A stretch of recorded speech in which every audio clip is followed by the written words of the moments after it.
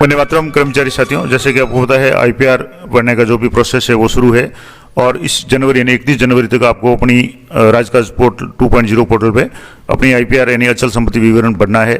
और अगर नहीं भरते हैं तो आपकी वार्षिक वेतन वृद्धि और अन्य कई तरह की जो समस्याएं हैं वो हो सकती है।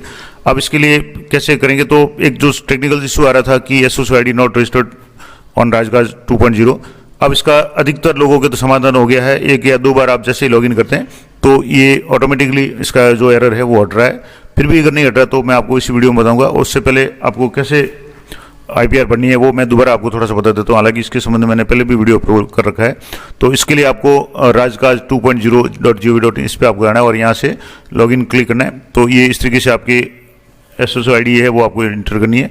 अब एसओसी आईडी में जो समस्या उनकी आ रही है जिनकी सिटीजन आईडी बनी हुई है, यानी ऐसे कर्मचारी जो विगत 1 या 2 साल में लगे हुए हैं, उनकी जो आईडी है वो सिटीजन आईडी है, वही गवर्नमेंट आईडी के रूप में मर्ज हुई है, तो उनके थोड़ी टेक्निकल इशू आ रही है। तो यहाँ से आपको लॉगिन करना है। अब एक दो बार कई बार थोड़ा सा इसमें जो एरर आ रहा है उसके बाद में दोबारा लॉगिन कर रहे हैं तो लगभग इसका समाधान हो रहा है। तो मान लो नहीं हो रहा तो फिर मैं आपको अगला तरीका बताऊंगा, इसी वीडियो में बताऊंगा।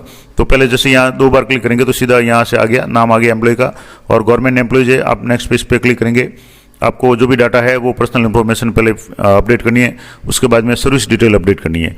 पर्सनल डिटेल में आप जैसे एसओसी आईडी आपकी यहाँ से शो हो जाएगी, एसओसी आईडी इंटर करेंगे। अब मान लो डाटा एसओसी आईडी जैसे ही आ रहा तो ठीक है, नहीं तो आप SIPF से भी ये डाटा फैच कर सकते हैं।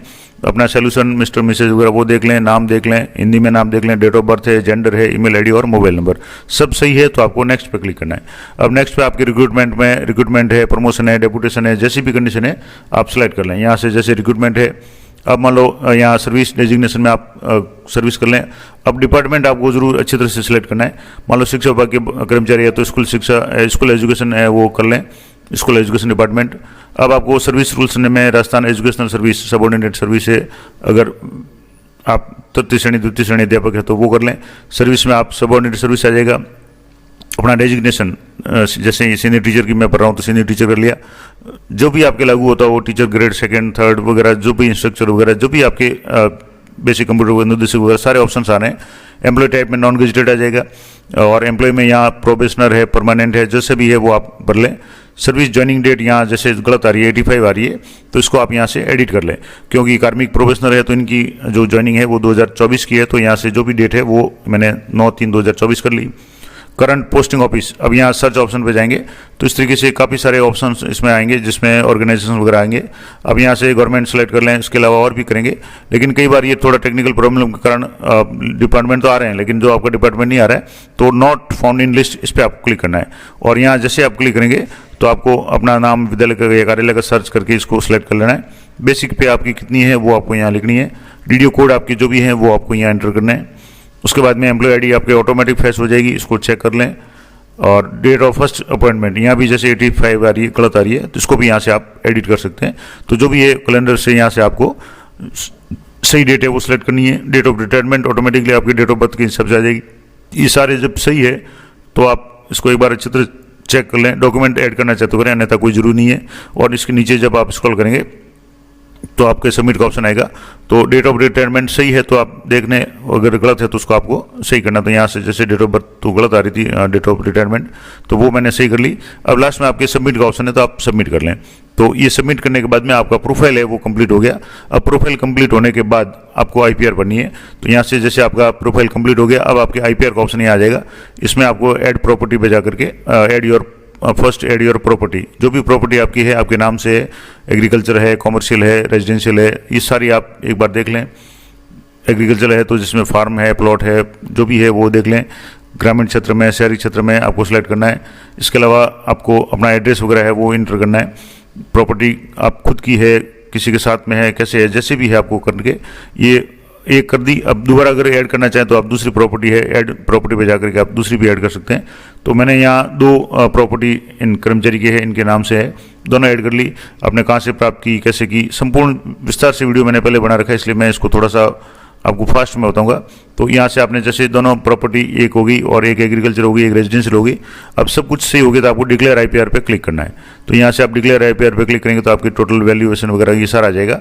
अब यहाँ नीचे डिक्लेरेशन में चेक बॉक्स पे आपको क्लिक करना है और सबमिट पे आपको क्लिक करना है। तो आपके OTP आएगा, SSO पे जो भी मोबाइल नंबर रजिस्टर्ड होगा उस पर OTP आएगा।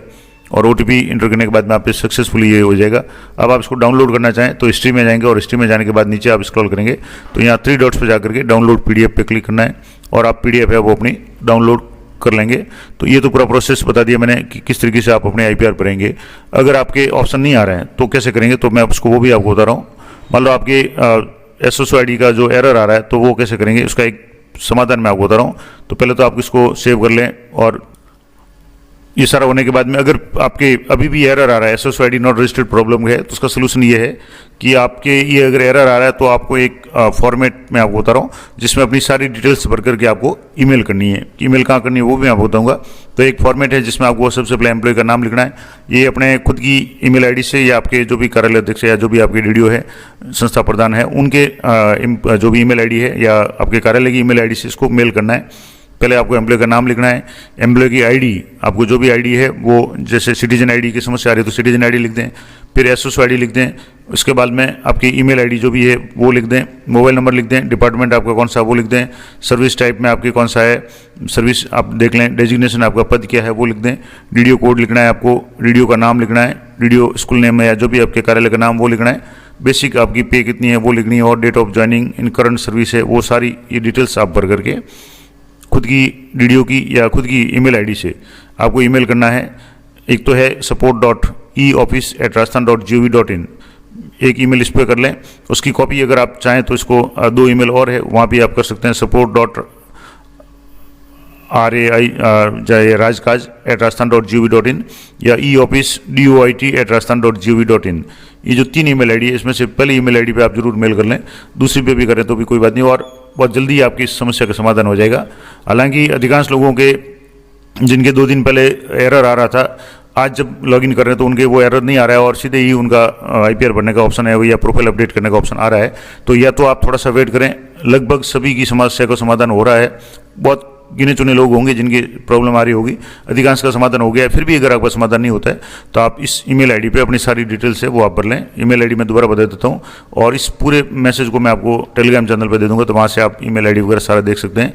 ईमेल ID है support.eoffice@rajasthan.gov.in, इस पर आपको ईमेल करना है तो आपका जो भी समाधान है वो हो जाएगा। तो ये थी संपूर्ण जानकारी IPR के संबंध में कि IPR कैसे भरेंगे और अगर आपके ID वगैरह एरर आ रहा है तो उसका कैसे समाधान होंगे।